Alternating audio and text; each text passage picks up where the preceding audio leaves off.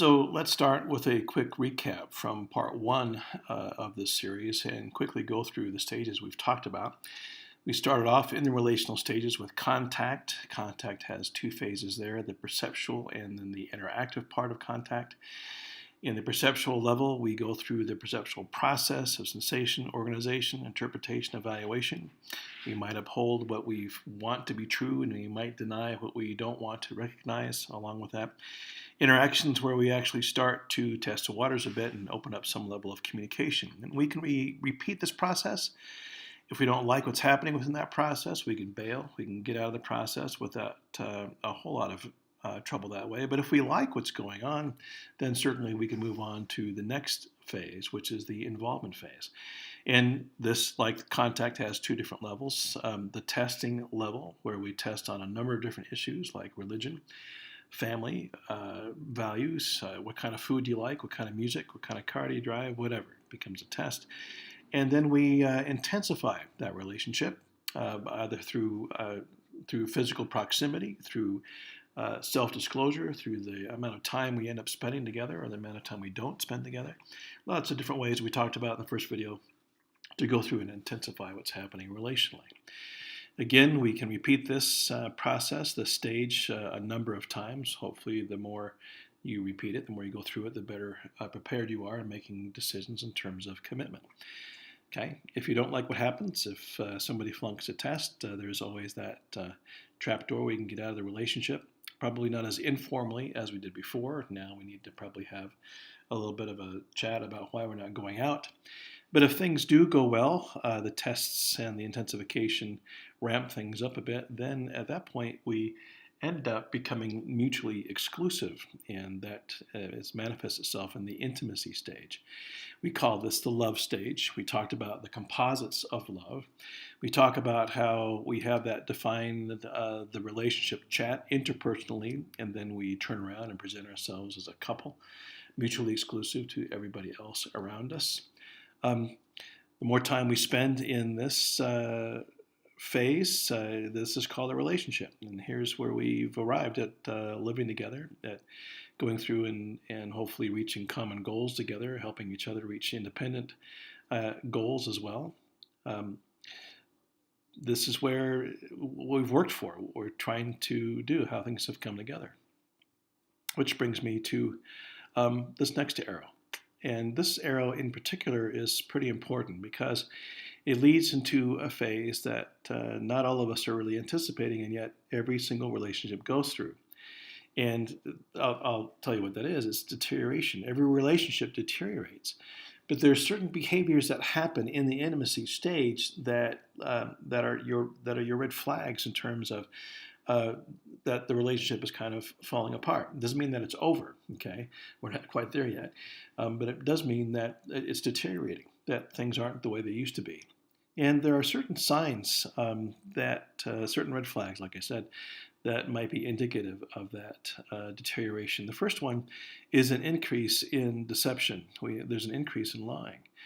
And it can be small little white lies like the biggest four-letter F word lie in any relationship, which is the word fine. How you doing? Fine. Or it could be some little larger lies about, well, where were you the other night? Or why are you spending so much time at the office? Or it could turn into some big fat hairy lies with denial.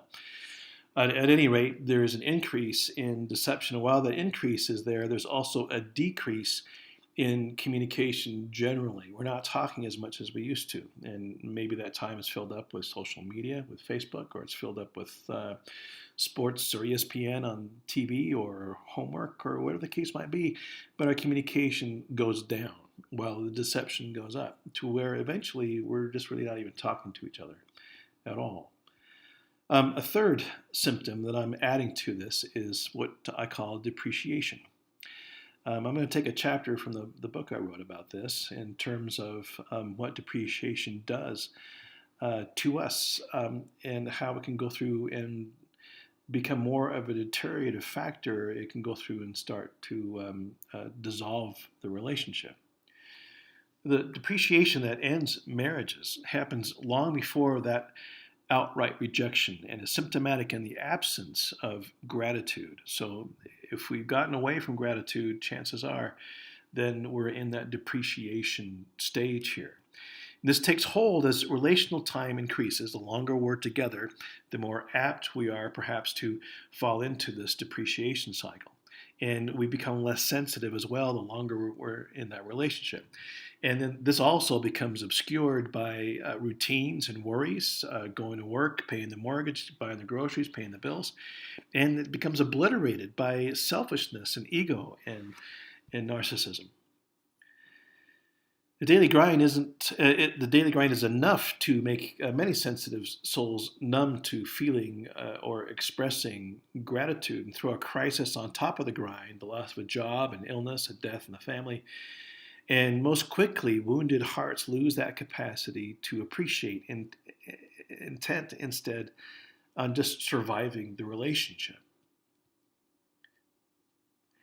Worse, though, is the mind's growing incapacity to appreciate due to selfishness. Disappointments ferment to regrets, and expectations amplify in their own justification, and resentment displaces kindness.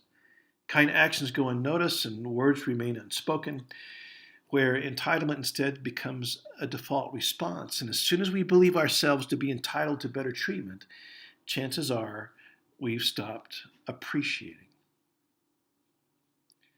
Depreciation grows a discounted soul. While there are men who know this feeling, I'm writing about the exponentially greater amount of women who suffer depreciation on account of their image, their sensuality, and their efficacy in living. Guys don't get it. We don't understand the impact of comparing a female companion to any other woman. It's one thing to appreciate beauty, but quite a depreciator to leer at it, and such is the grit of pornography. No partner, male or female, is ever going to compete with a digital version of a fantasy sex partner, even if aesthetics are equal. And why is that? It's because porn has no conscience. It doesn't care how sexy you are, how adept you can be at foreplay, how often you can orgasm. Porn doesn't have to roll out of bed in the middle of the night to calm a child or in the morning to provide that first or second income. What porn does so well is spawn expectation, and when unfulfilled, disappointment. And while I'm positive that neither sex is immune, I'd wager that men default here faster and deeper than women, because porn turns women into parts for men, while it turns women into fantasies, turns men into fantasies for women. Male narcissism has reached levels of being diagnosed as a personality disorder, and perhaps as one of the most recognizable influences in depreciation of women. Self-righteous and aggrandizing patriarchal orders have been culturally perpetuated for generations and thrive in conservative contexts. Where masculine and feminine roles are discriminately defined, the feminine roles tend to be discounted in value. One need not look too far to witness cultural subjugation of women in earnings and education. And when this metastasizes into the expectations in the home where women hope to be equal, depreciation becomes the malignancy.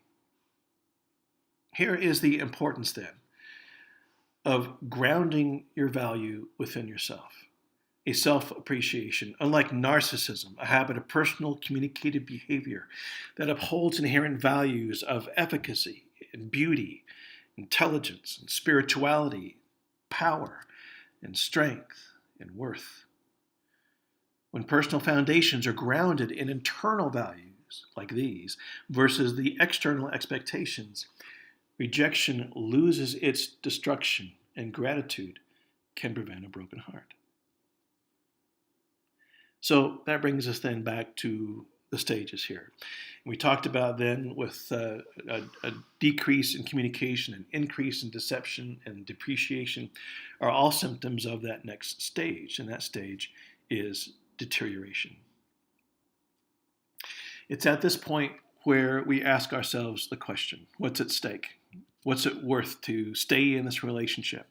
And it's here where we make a choice. Notice there's no back door. There's no trap door to intimacy like you see in contact and involvement. Now we have to go through something more formal because we formalized the relationship. We've made a commitment here. And so most normal people, at least, aren't just going to bail. We come to this crossroads and we have to make a decision. The arrow pointing down is pretty critical because these are the reasons why we decided not to stay together. And we'll talk about those in the next part. And those reasons lead us to dissolve the relationship. If we make the decision to stay, then we've decided to repair the relationship. And so that arrow going up is just as important to understand that not all the reasons why we decide to stay together are actually functional reasons. So those two vertical arrows, the one that goes to dissolve and the one that goes to repair, are what we're going to be talking about in the next installment of the relational stages.